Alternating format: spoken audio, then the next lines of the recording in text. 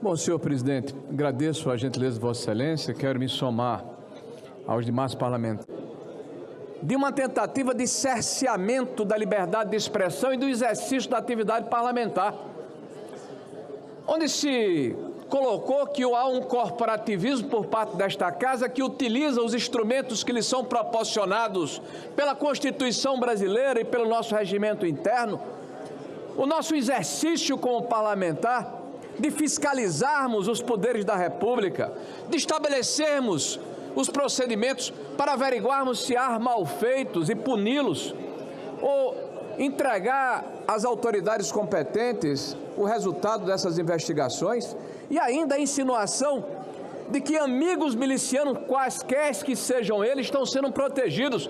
Pois muito bem, era importante que o ministro, que de forma desassombrada fala desta forma, ao invés de generalizar, exemplifique, aponte o dedo para quem de fato é miliciano, ao invés de jogar uma pecha sobre toda essa casa de uma maneira absolutamente desassombrada.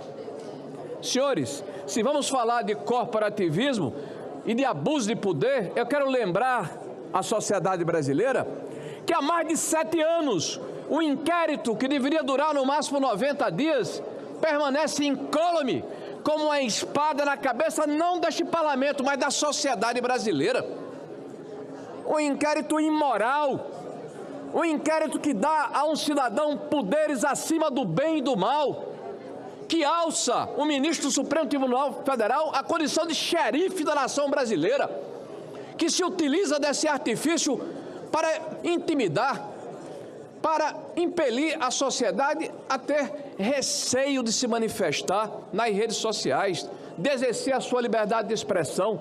Centenas de brasileiros estão exilados nesse momento, com receio daquele que tem no seu punho a condição da continuidade de uma exceção de jurisprudência que é olhada de uma forma impávida, de uma forma absolutamente normalizada e banalizada, inclusive por meios de comunicação, que deveriam estar gritando contra esse tipo de aberração jurídica que permanece aí como um cadáver insepulto e mal cheiroso.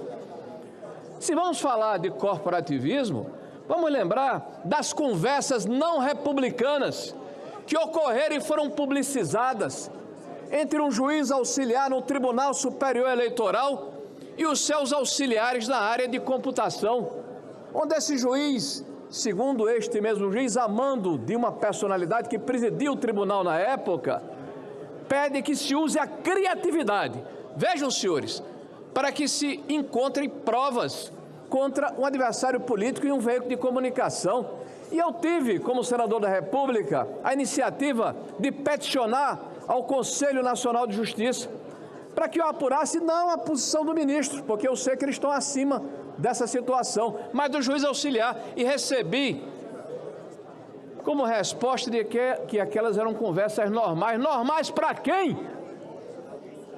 Se queremos falar de corporativismo, de abuso de poder, vamos falar da censura prévia que ocorreu durante o processo eleitoral, quando um dos juízes daquela corte disse que só dessa vez se praticaria a censura, como se descumprir a Constituição brasileira fosse possível, justificada pelo fato de que havia um inimigo comum e a ele não era dado o resguardo, o amparo e o guarda-chuva da Constituição, dos direitos fundamentais que qualquer cidadão brasileiro precisa ter.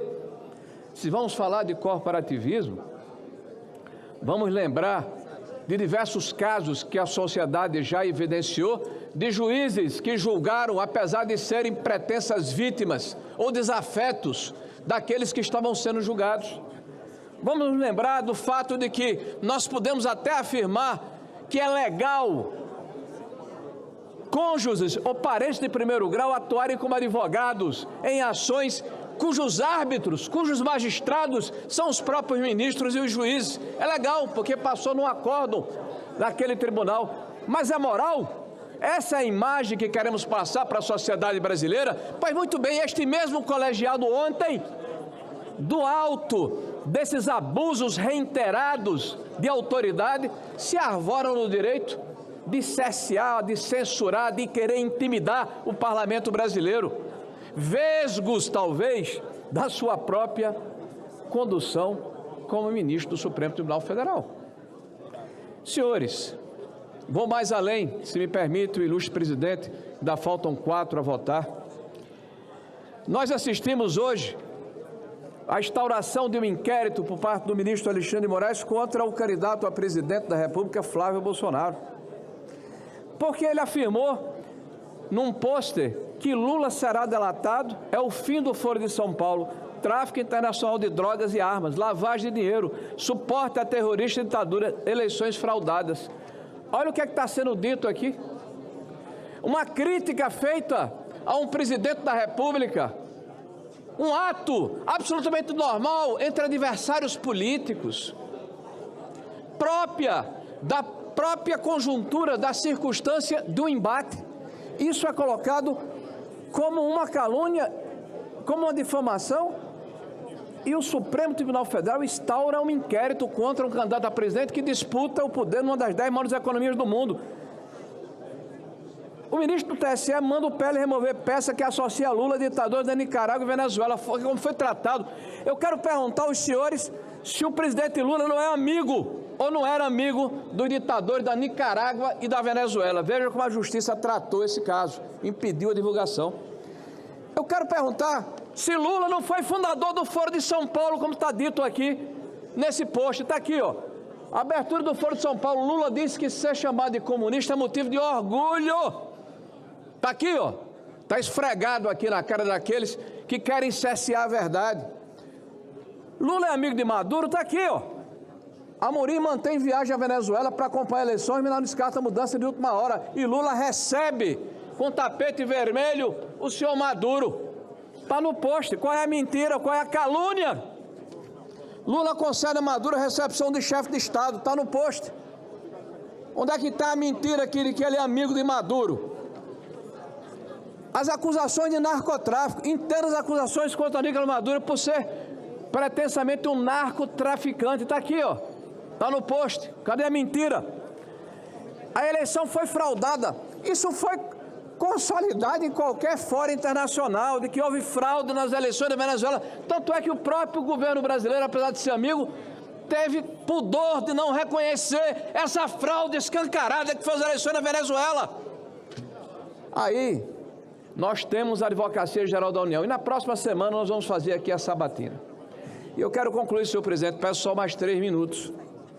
Como é que se pode votar em alguém para ser ministro do Supremo Tribunal Federal que no ato de exercer o ministério à frente da Advocacia Geral da União, que deve defender os 3 poderes, judiciário, legislativo, executivo, instaura o Ministério da Verdade? Quem já leu aqui George Orwell? Quem já leu George Orwell? Está aqui a distopia de 1984, transformada em realidade pelo governo do Lula, à frente do senhor Jair Messias. À frente do senhor Messias. Jair, Deus o tenha, Deus o preserve, Deus o conserve, nosso grande líder.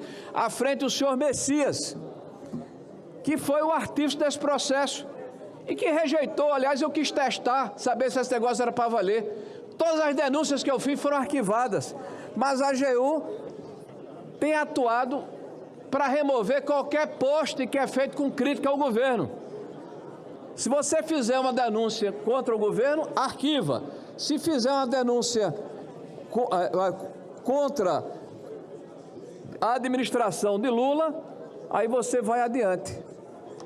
Ao final, meus amigos, eu quero concluir dizendo o seguinte: nós estamos numa situação em que nós precisamos decidir de que lado estamos, se do lado da democracia ou do lado do faz de conta. Nós temos hoje uma oportunidade de nos debruçarmos sobre os fatos que estão ocorrendo no Brasil, de verificarmos de que maneira o aparelhamento da máquina pública está prejudicando a democracia brasileira, de que forma estão agindo os órgãos de Estado. Se nós queremos preservar uma democracia liberal que permite que haja visões diferentes de mundo, chegou o momento.